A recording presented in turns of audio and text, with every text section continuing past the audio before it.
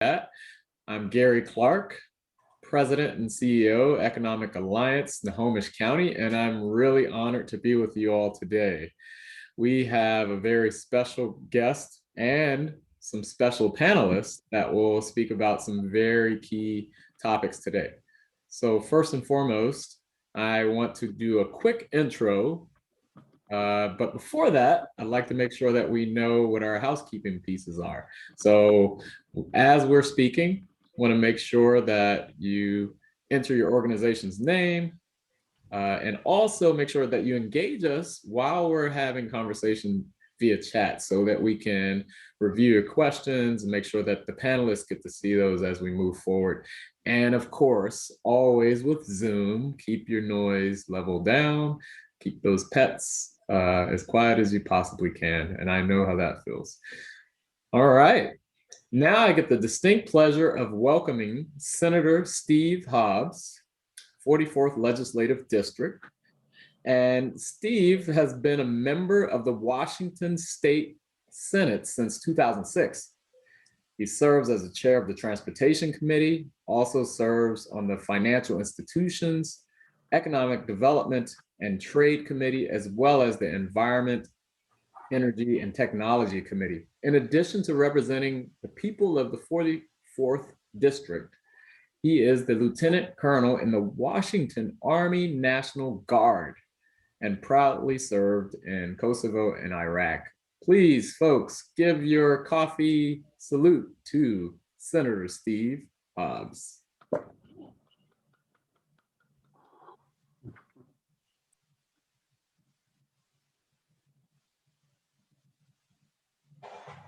Okay, thank you.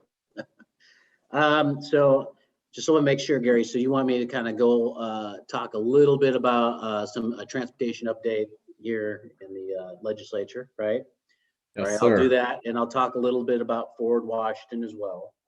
So first off, let's just talk what we're doing in the transportation side. So the main focus for myself and for Representative Jake Fye, who's the chair of the House Transportation Committee, is the current law budget, which is the regular transportation budget that we have to do every 2 years. And a supplemental budget every other year is our constitutional duty to do so. And so that is the main focus that we have to do. The problem with this year is we were hit heavy with the COVID and the recession, and I know everybody has. But there is a huge difference between the operational budget, the general fund budget, which funds your schools and your jails and other aspects of government, versus transportation. In a few weeks, there will be, actually another week, there'll be a revenue forecast. The revenue forecast will show that the general fund is doing great. It's in the positive. And of course, with the federal stimulus money, they're doing great. In terms of some of the economic information that we got back is, people that were, even though a lot of people got hit negatively from the recession, there were a lot of folks that were able to maintain their jobs and do it from home, do it from Zoom, et cetera, et cetera.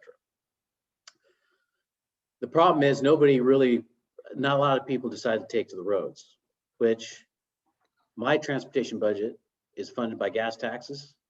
So we got some fees, of course, and we've got tolling facilities, and people were just not on the roads. So what that has caused, it's caused a deficit in the transportation budget, with added pressure of the U.S. Supreme Court injunction against us on fish barrier passages. And I don't want to belabor the issue, but basically we have to fix all these culverts that are blocking fish. Right, and it's a $3.1 billion problem. We cannot get out of it. We have to fix it, and we probably should fix it anyway. So I have that problem. So I'm trying to juggle everything around in terms of finances within the budget. I'm going to have to move some money in different money around from multimodal to highways to boost the highway account up. I might have to delay projects. I really don't want to do that. So it's not looking good for me. I might have to do some more bonding, which is not desirable. I don't really like that, but these are things that I might have to do. So we've got that track. The other track is Forward Washington piece, which is the transportation package that right now it's probably in the 3rd year of development. There's a positive change though this year in that one of the funding aspects of Forward Washington is carbon pricing.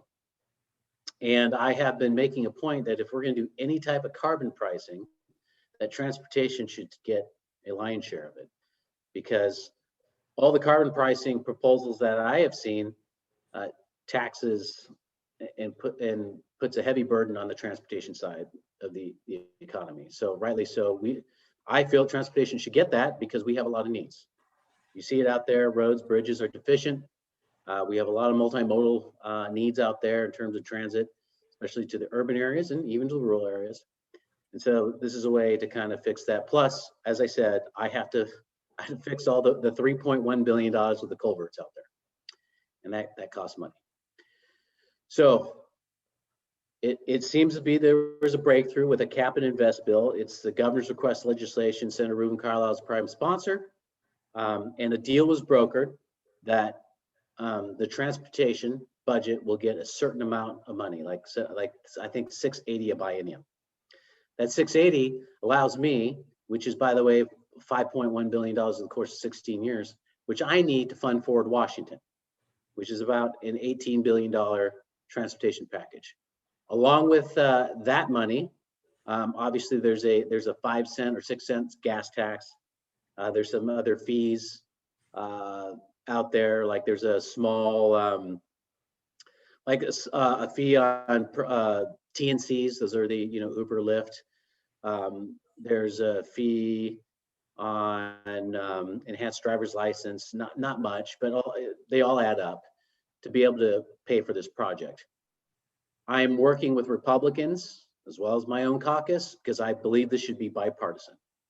I'm working with the business community and labor because I believe it should be a business labor effort along with the environmental community to move this forward. So right now in the process, I am in talks with Senator Saldana, who represents the kind of the left wing of my party, and Curtis King, who represents the Republicans. And we are going through right now the process. The first part is what revenues can we agree to? And going down the list, I don't want to reveal too much, but there's been breakthroughs on key parts of the revenue that we need to fund this. The good news is everyone knows that we needed to do a transportation package. The also good news is for Snohomish County, they all know we need to do the Trestle. And every proposal out there, whether it be Jake Fye, Curtis King, Saldana, or even the governor who mentioned it, the Trestle's always mentioned. So I feel successful that if I somehow fail this year, or if I don't want to do this job anymore, that somebody else will take up the reins and get this Trestle through. Now I'm going to fast forward to the end here because I allow you to ask me questions if you want to ask me questions. But this transportation package, along with the cap and invest, will be the largest infrastructure program. I want to say initiative, but initiative is tied to those kind of Tim Hyman type stuff. The biggest policy effort probably in our state's history. If you compare it to the rest of the United States, probably the rest of the United States until the federal government passes its own transportation package. What we're talking about is $5.7 billion worth of preservation and maintenance, which is badly needed across the state. We're talking $2.6 billion of new roads and 905 million going to cities and counties to have them do their road projects, along with $7.5 billion of environment and mobility. That is fixing all these fish culverts, which, by the way, would open up acres and acres of fish habitat, which we need to do. It would deal with stormwater mitigation, electrification of our highways, And of course, a huge investment in the multimodal, so transit, buses, etc. So with that, I am open to any questions that you might have. If you want to ask me, I'll try to answer them. All right, folks, this is an opportunity to ask some questions of Senator Hobbs. Thank you for the initial update. I guess in your mind, I'll start it off. Any specific hopes or positives that you would see coming in this near future as far as transportation? Well, if we can pass Forward Washington, that would be huge. Without Forward Washington, I wouldn't expect much. Probably not, certainly not a lot of new projects. We would have issues of trying just to maintain what we have right now. Okay. All right. I have a question from Andrew. This is specifically on SB 5381, a bipartisan effort to make the fish barrier removal more efficient. It has traction. Your thoughts on it? If it's effects on cost to fix the culvert. Right. I believe that is, Andrew, is that my bill that you're thinking? Is it the your name's on it with yeah. a whole bunch of Fortunato and King and Warnick. So it's a bipartisan effort. It will save money. Yeah. It will save some money. It will make it a little faster. So what we do is we basically change the kind of well, Andrew, it's permitting, design, all that stuff that goes in constructing anything. And really it reduces the time frame from like a 45-day push to a 30-day push. And I know it doesn't seem like a lot. We're only talking 15 days. But when you're talking about, thousands of culverts that we have to do, that's important to do because that accumulates all of that. And also what I forgot to mention with the U.S. Supreme Court decision, we only have till, I believe, 2030 to do it. And that's really tough to make that time. All right. We have another question. Can you talk a little more about the philosophical difference between the House and Senate in terms of getting a bipartisan package versus a 50% DIM only version in the House that would require bonding? How do you see that playing out? Right. So one of the differences between the House proposal and the Senate proposal is my proposal in the Senate relies on bipartisan efforts, also relies on kind of bringing different stakeholder groups together. And that will mean bonding, because if you don't want to do bonding, which is fine, if you don't want to do bonding, that's a choice. It means that you must have enormous amounts of revenue because you're going to pay for projects by cash, right? Through cash flow. Now, again, some people don't like it when you bond, but I don't know how many people here bought their house with cash, right? Probably not. Financing is not evil. You just have to do it correctly. And you got to make sure that you're not doing it too much. Those of you that are, know about the financial markets know that if you're going to do a bond, now is the time to do a bond. It's the best rates. As a fiscal chair that is fiscally conservative, I don't want to do too much of it. That doesn't mean that, hey, I should just go ahead and take out the credit card and do this. But I think what my proposal does is, if you look at past proposals, is it's reasonable. But the thing is, and I could see who asked the question, is Guy Palumbo out there, is that when you run the risk, if you run a bill, a 50% only bill with high revenue rates, you risk this being defeated at the ballot box if it ever gets challenged, right? And you also will lose support of the public. You might lose support of some business community. So I'm a firm believer that let's have everybody on board. We all row together, we'll get there faster. Okay. I have another question from Jeff Massey asking whether or not new program projects will be spread geographically across the state, like Connect Washington program. Absolutely. And the reason is because it's all about votes, right? So if somebody wants to, if they want to they're willing to vote, they're probably going to get some project is probably in there. And if I'm the one saying that we need to work across the aisle, make this bipartisan, then you have to have it spread out, because obviously there's got to be projects in Eastern Washington and rural parts of Washington State. In fact, you can go online right now. You can look up these projects and you'll notice they are spread across the state. Okay, I have a question from my colleague here at EASC. Matt asked about the Trestle being funded. How does that translate into a scheduling to complete the project? Right, so the Trestle is funded. It's a combination of state funding and funding from toll on an express toll lane on a 3-lane Trestle, with one of the lanes being express toll lane. There's also a proposal of doing a 4-lane Trestle with 2 of the lanes being express toll lane. So that's how it's funded. It's about $1.8 billion. So that's what we're looking at. In terms of how long it'll be completed, I've heard different, I know I don't know if there's anybody here that was actually on the, there was a kind of a task force that kind of looked at how long it would take, but it took a long time. I can't recall, but I mean, you're going over 2 bodies of water and it's elevated. It's not like it's going to be done in a year, right? So they'll probably take a couple of years to do that. Okay, and we have another question from Crystal Donner, basically asking how we can support these efforts at this time. Right. So I think what you need to do is you need to contact your legislator. And I'll save you. You don't need to contact me. I'm all for it. Is you need to contact your legislator and tell them to vote for Forward Washington, support Forward Washington, because it is not going to be an easy vote. It's a revenue vote, right? For one, and there's some controversy because dealing with like carbon pricing policy and how you allocate the money is a difficult vote for anybody.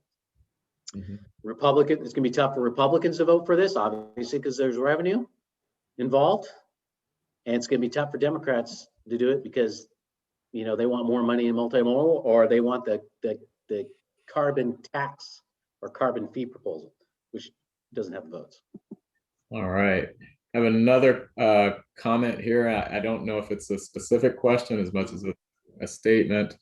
I guess it's based on what you mentioned earlier about the lack of funding and moving those dollars multimodal. I think the point is whether or not those local walkability, hiking, biking options are not being funded. And the comment here is that the right direction? I guess I'll phrase it differently. Well, duh, no. What am I supposed to do? I mean, this is like I'm trying to balance a budget here. Yeah, no, it's horrible. I don't know what to tell you. Yeah. But by the way, the reverse was true for a couple of years, for last year too. So we just moved money back and forth. The main thing is trying to hit those targets based upon Connecting Washington in terms of the grant funding and all that. And by the way, we are meeting all those. So I get it. I don't like it. All right. COVID. Well, we're kind of out of time. You see some of the additional questions still there. Hopefully we can find a way to get those to you, Senator. But I want to give you the opportunity to give your closing remarks to the group, and we really appreciate you being here.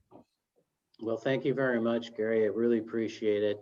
It's good to see some of my own friends out here. I can't wait to return one of these days back to Snohomish County. I think the efforts should be concentrated again on contacting your local legislator. I would love for Snohomish EAC and those businesses to testify for Forward Washington. Keep doing that. And if any opportunities are in the House, be sure to do that. Express your concerns to the governor, because having him on board would be helpful as well. So thanks again for allowing me to talk to your group this morning. All right, Senator Hobbs, we're going to raise our coffee cups in honor of your work and efforts, and we appreciate you for being here. Thank you. Well, nice. I see that. That's perfect. See you later. See you later. Okay, folks. Well, we've had a tremendous conversation about transportation, very direct and candid conversation, which I think is definitely warranted and needed. Uh, we now have our key panelists here. Uh, we have Rick Igan Fritz. Rick, if I pronounced your name wrong, I'm sorry. This is the first time I've ever seen that name. He is the CEO of Community Transit. And then we have Kelly Snyder, who I have connected with already on LinkedIn. And Kelly is the director of Snohomish County Public Works. And then we have Andy Thompson, outreach manager and SCCIT chair, Granite. And I am just excited to find out what that acronym means. And it says Snohomish County Committee for Improved Transportation. So we're going to have a hearty conversation with these panelists today. All right, folks, we're going to dive into just kind of some brief introductions. So I think we have you in order of how I probably presented to you, to just give a brief introduction of yourself, identify your top priority in our transportation and infrastructure for Snohomish County. So Rick, I think it's on you first. Great. Thank you, Gary. Rick Ilgen Fritz, head of Community Transit. It's great to be here. Thank you, everyone, for joining us this morning. I'm going to cheat just a little bit and give you two priorities for community transit. I think one is stating the obvious, a goal we all share, which is to navigate the conclusion of this pandemic successfully with everybody safe and healthy as we get through the vaccination process. It's great that we have vaccinations at hand, but we need to continue to be disciplined and vigilant about public safety and public health safety. So that's priority one. I think looking beyond the immediate horizon, our priority is bringing some creativity and innovation to adjusting to the changes that are on the horizon. We've got light rail opening this fall, a terminal station at Northgate, and then we've got Linwood Link opening in 3 years. And I think all of us can agree that 3 years will go by in the blink of an eye. And that gives us here in Snohomish County a tremendous opportunity to reimagine our transit network, to bring a more robust mobility grid to the county and to really work on and optimize that bus rail integration that's in our future. And then lastly, as part of that, I think we at Community Transit need to innovate in the composition of our fleet and in the scale of our service to improve access to the system for everybody here as we climb out of this hole and back into a more robust economic situation. So thanks again for being here and appreciate and looking forward to the conversation. Thank you, Rick. Andy, you're up next. Yeah, thank you, Gary, and good morning, everybody. I'm Andy Thompson. This morning I have my skit hat on, and in my day job I work for Granite Construction.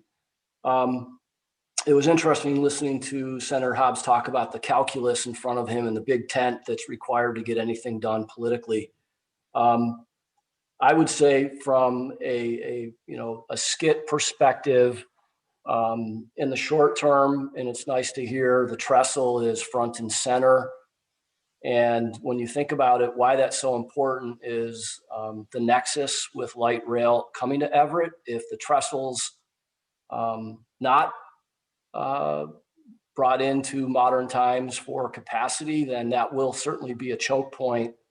And when you think about, the question was asked by Matt, the duration of how long will it take for the Trestle to be built? And, when you think about 2036 light rail to Everett, that's a 15-year window. And I'll let Kelly and maybe if there's a WashDOT person talk about that window, but it seems very doable between the permitting, the right-of-way, et cetera, that you can get the Trestle done efficiently and segue into light rail. So the priorities, Trestle, light rail. And I just quick tip of the hat. I know Dave Gent is on. I used to work for Dave, and he used to be, I think, a long time ago, 20 years ago, the chair of SCIT. So good to see you, Dave. All right, all right. Thank you, Andrew, for giving me that that acronym as well. Last but not least, we have Kelly. Kelly, take it away. Thanks, Gary. Good morning, everyone. Kelly Snyder, Public Works Director here at Snohomish County. First, I want to say thanks to Senator Hobbs. This is a very busy time of session for him to take and carve out this time for us and talk through what's happening in Olympia. Really live is quite incredible. And I think Misha, his staff person, was here with us too. She's put some really great resources in the chat, so check those out. Part of that is making sure you connect with your legislators and also with the governor. So there's a link there for you.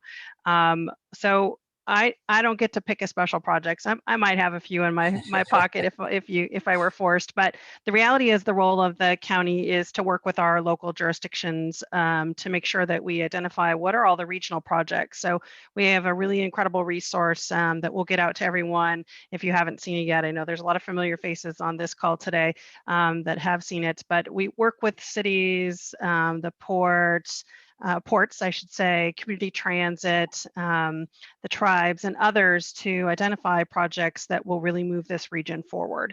It's important for the folks who live here. It's important for the businesses who are conducting commerce here.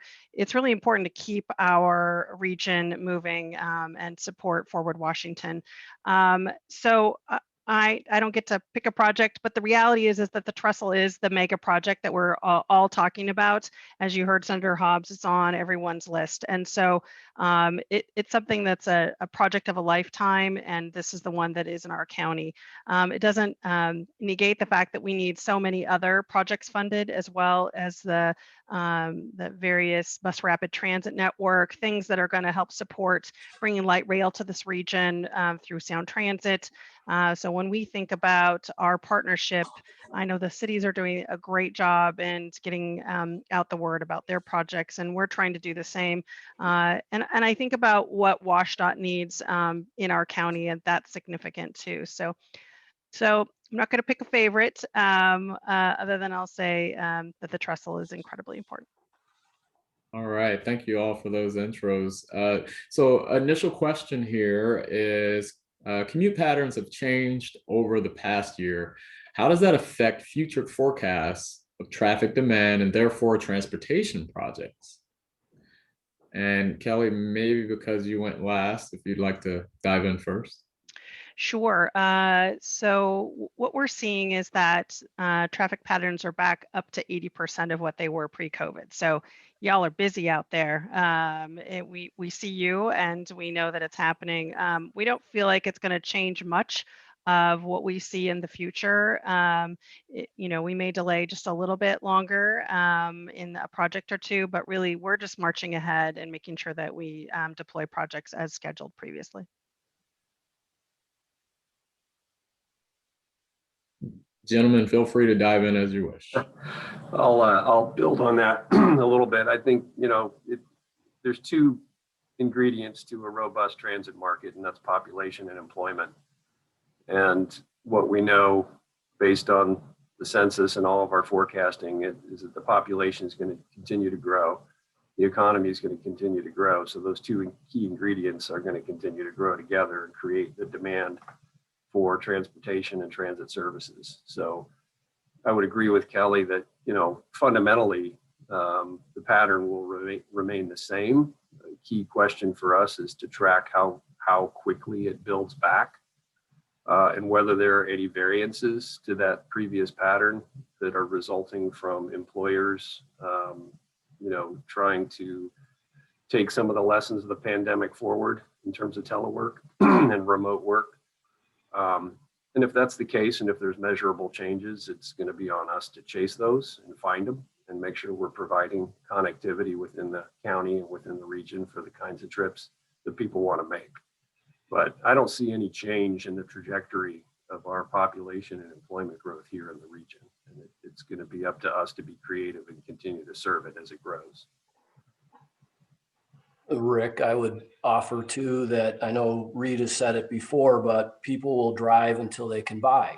And when we're in the county, that whole dynamic of the affordable community and land use. And so it's hard to predict how COVID will affect and how quickly things will recover. But certainly, if you're moving to this area and you find out that, you know, Northgate goes live with light rail in September and Linwood goes live with rail in, I think, 2024. So there's a very interesting dynamic. And I think a lot of us have seen what happened over at Montlake when the University of Washington went on live with transit and just how much people made use of that. And so I think it's important for all of us to recognize that the work that's being done by community transit with Sound Transit, Public Works, WashDOT, there's so many different stakeholders working together right now to build a system for mobility that works. And I think that the more that we're able to, support and engage politically, because that's where the revenue comes from, the social side will come out when we end up having all those mobility choices here over the next, 10 or 15 years that are developed. Good comment there. So we do have a direct question here for Kelly. I hope that's okay, and you guys can chime in as you wish. But Julie asked about the county being allowed to approve road projects that are planned to accommodate commercial growth in areas that aren't zoned for commercial growth according to the GMA comp plan at present time. Kelly, how would you like to respond to that? So we assess the land use that is allocated on the ground. That's how we and the forecasts that are associated with it. So it's based on what is the zoning that is there today, and according to the comp plan. All right, all right. An additional question for all of you: with utility resources largely merged with business retention, expansion, recruitment efforts in Snohomish County, what does our future development forecast look like from a public works capacity level? And I think this is tied specifically to transportation. Anyone can dive in there. I'll let the Public Works or the CEO of Community Transit take that one on first, please. Well, I can speak to it from a transit perspective. I mean, we know where the employment centers are in the region right now, and we have a pretty good idea where the regional growth plan is calling for growth to occur in the future. So, our job is to figure out how to connect people to those places. Downtown Everett, Southwest Everett, the big employment centers in King County, those are going to be here and continue to grow in various ways. I think it's exciting to look north and see the Cascade Industrial Center between Marysville and Arlington as another growth center for employment. I got a chance to go up there last week and take a tour with Jan Schweddy and see the development that's going in on the east side of I-5. And that's an area that will be served by our future Gold Line, which is going to be the next, after the Orange Line, the next extension of our bus rapid transit system. So there's a lot of exciting things happening around the region in terms of land use. I think the region has generally done a good job of planning where it wants to concentrate growth, particularly employment and industrial growth, because that kind of land is so scarce in our geography. So, we're gonna plan to support the regional growth plan, and again, as I said at the outset, as light rail comes up the corridor, use that as an opportunity to reinvest our resources in a more robust intra-county transit network. All right, Andrew. I think with this many people in our meeting, Skit, we usually get 50 or 60 people. We've got a bigger audience.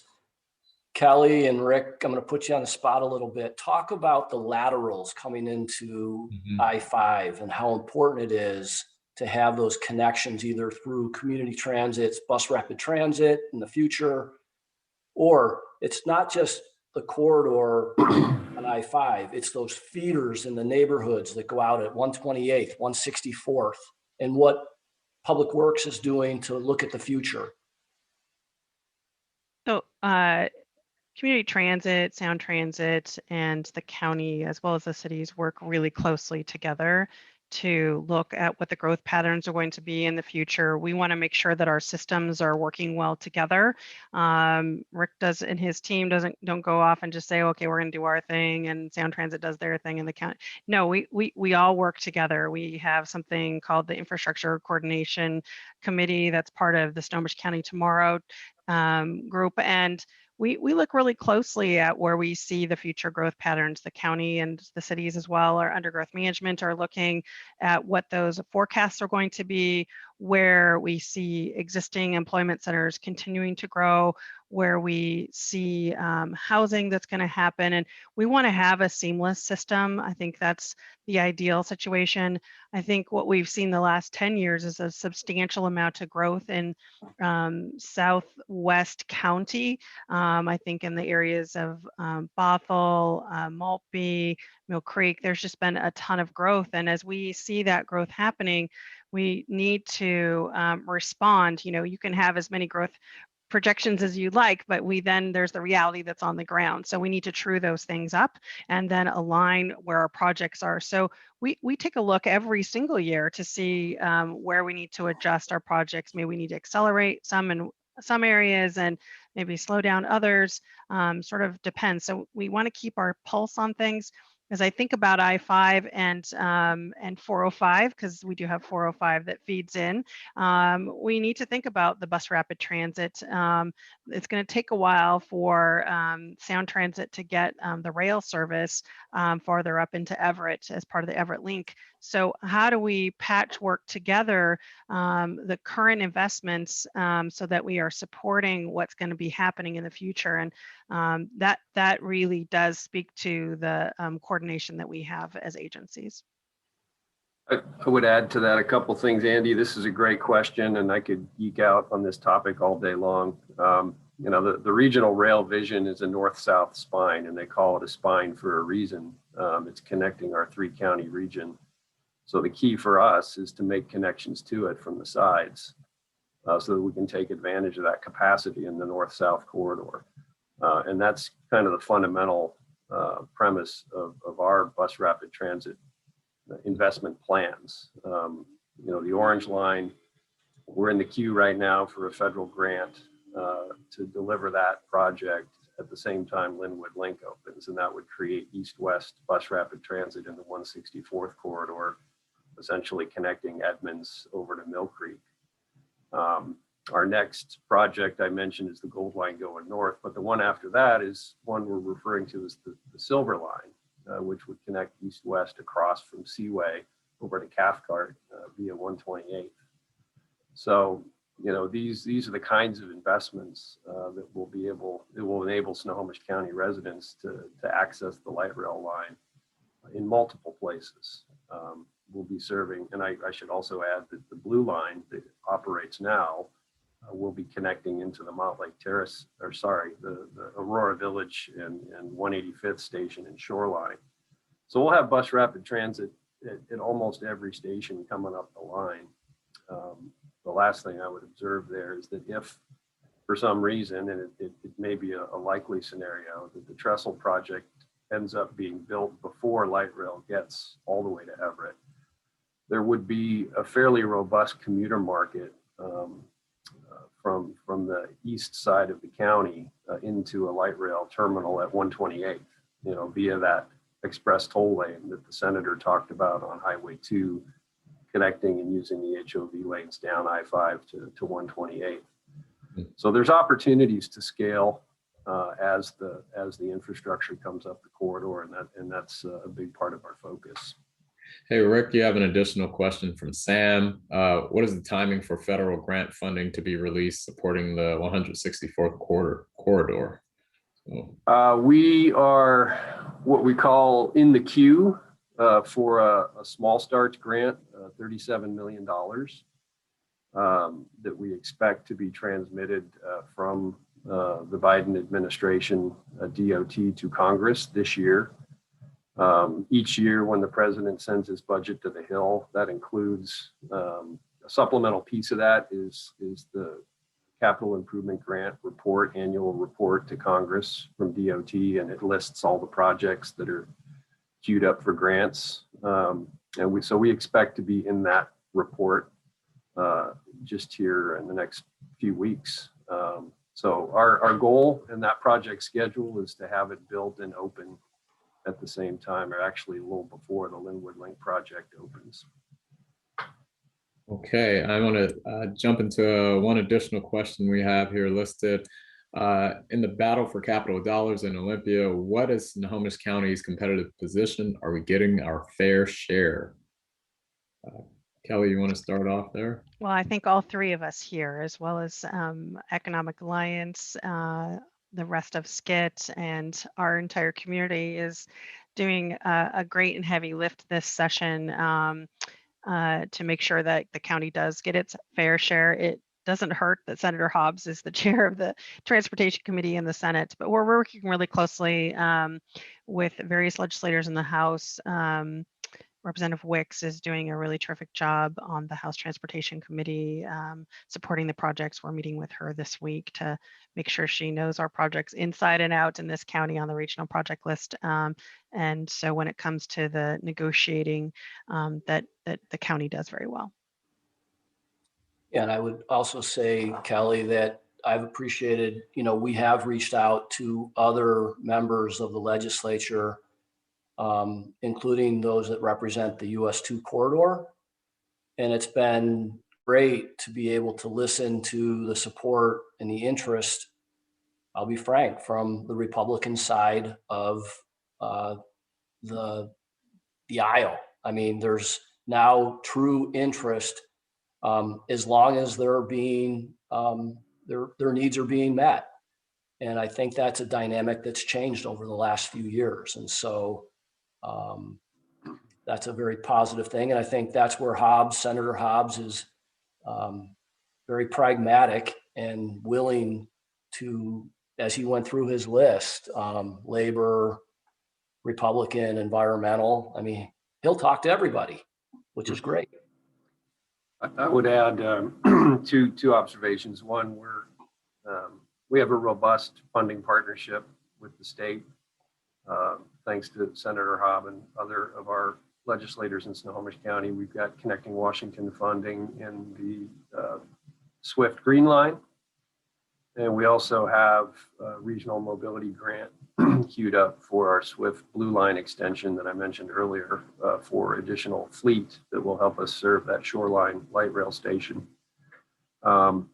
We've also had 2 meetings with Representative Fye, Chairman Fye of the House Committee, and I think he cut his teeth on the Tacoma City Council and the Sound Transit Board. He understands the regional dynamics and the importance of stitching together a coalition. So I think he's taken seriously our interests up here, and he's been a good supporter of transit. So I think between him and Senator Hobbs, you've got a fairly dynamic duo there trying to navigate this puzzle and get to yes on a package. All right, I have a question in the chat from Kay sharing wills. This seems to be tied to those pedestrians, those on bikes, tied and connecting. The question is, how are county and community transit engaged in connecting people on foot or bike to the bus system? And there's a need for better sidewalk and bike infrastructure, safe crossing. I think 164th comes to mind almost immediately on this topic. We really can't fit any more cars on that roadway during peak time, right? So we have, it really pushes us to think about what other methods that are going to bring folks to these new transit stations, to park and rides. What is the network of things? So yes, the majority of our projects are going to include sidewalks and bike infrastructure and safe crossings. I think the cities are playing a key role as well, trying to connect to existing major trails. Marysville, Arlington, for example, I mentioned a minute ago, they're both making sure that the new development in their areas are providing connectivity to the Centennial Trail. I know the Sound Transit and Linwood are working on connections to the interurban trail around the Linwood Transit Center. And as a personal observation, as a bike commuter, I will defy anyone to prove me wrong that community transit has the coolest bike racks in transit. We make it very easy for people to get on and off Swift vehicles with their bicycles with the convenient bike racks we have in the back of the vehicle. So it's a commitment of ours to make sure we're accommodating every type of connectivity. Can I just offer something I see that there's some business members of the community on, and when we talk about, infrastructure and resources needed for business, the city of Everett's a pallet right now. It's just waiting for businesses to move in. And I know that there's a few folks maybe on from the city of Everett, but it's nice to see, and I'll say it, that there are folks from Amazon on this call, and that they're leapfrogging up into the Marysville and Arlington areas. But when you think about the number of people that work for companies in Seattle that could easily, with the commute, be in Everett, small micro businesses of a larger one, I just encourage you to think about that with the dynamics of everything that are changing right now. And if you're interested, come to a SCIT meeting and you'll learn a little more from the folks from the city of Everett. I have to do a plug for the city. That's totally fine. I'm sure you guys will all give your plugs in a few moments for your closing remarks as well. So thank you, Andrew. I appreciate that. One final question, or we might squeeze in a second one. For CT and Snow Co., what changes in tax revenues or fare revenue have hit your programs, and how have you responded to that hit? You want to start out, Rick? Sure. So we are primarily funded by sales tax and state and federal grant funding. And we got hit pretty hard during the initial months of the pandemic. And we revised our sales tax forecast to be quite conservative for our 2021 budget. So what we're seeing right now is that our sales tax revenues are exceeding that conservative forecast. And so we're encouraged by that and feel like we're on a sustainable path from a revenue standpoint now. We've been helped greatly by the federal government. We got $39 million in CARES Act funding last year and used that to maintain an 85% level of service, which is the level of service that was necessary to maintain social distancing aboard the transit vehicles. Fare revenues have been hit pretty hard. We've been carrying about, 42% of the level of ridership that we were pre-pandemic. And so, that's an almost 60% hit to fare revenue. So our cost per rider metrics are going to be out of whack for 2020 and 2021 because of that. But we have an optimistic view toward the future. Revenues are recovering, and we've got great support from our federal delegation to get through this.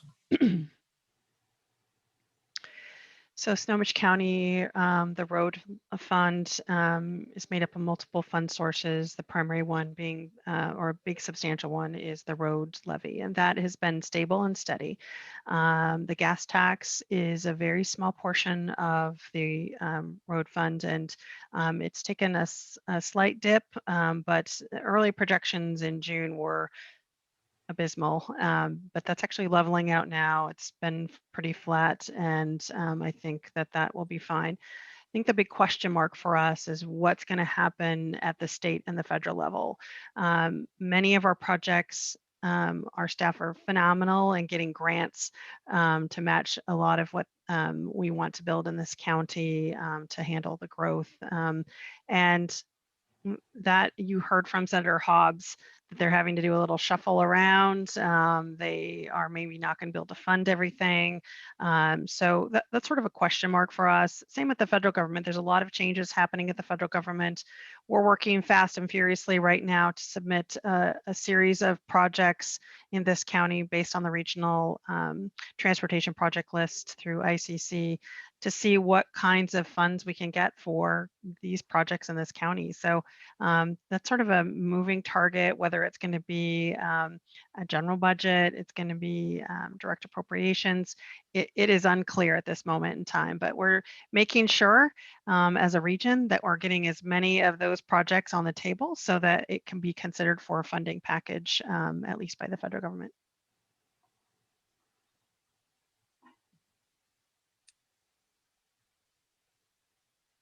Gary, I'm going to let the Public Works folks answer that question. Okay, well, let's go ahead and have our final question answered. This is from Greg, and it's more focused on current planning. And so obviously a concern about what's being done to help freight mobility, and explains that the distance between sending trucks to Whitby Island and back is faster than Gold Bar. So what is the plan? Yeah, I think about Highway 2 a lot. We hear a lot from constituents, and not just on the weekends when people are coming back from Eastern Washington or coming back from skiing or recreating. It certainly is an issue. There's been a great deal of discussion. What you'll see on the regional priority list is a study, which of course does not necessarily in this moment add more lanes or any more pavement or whatnot, but you have to start somewhere. So Sultan has been pushing for this, Monroe has been pushing for this, and others. How do we get freight from Eastern Washington out to the ports into this region?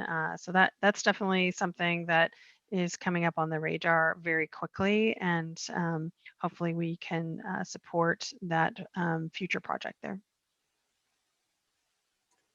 I would Go ahead. Well, and I was just going to say transit speed and reliability is as affected by traffic performance as freight mobility. So we have a common interest there. And maybe I'll lob it over to Andy to talk about the regional priority list. But the question is, what's the plan? And I think that list of priority projects represents a real strong start in terms of a plan to improve, traffic operations countywide.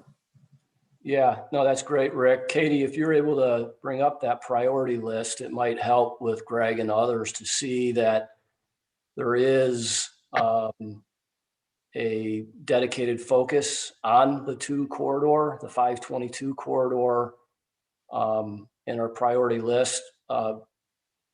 Greg, we'll get this out into others if they're interested. This was something that we do annually at SCIT, where we coalesce between the different stakeholders and the communities that are represented with SCIT. And we've had specific discussions with Representative Eslick and Senator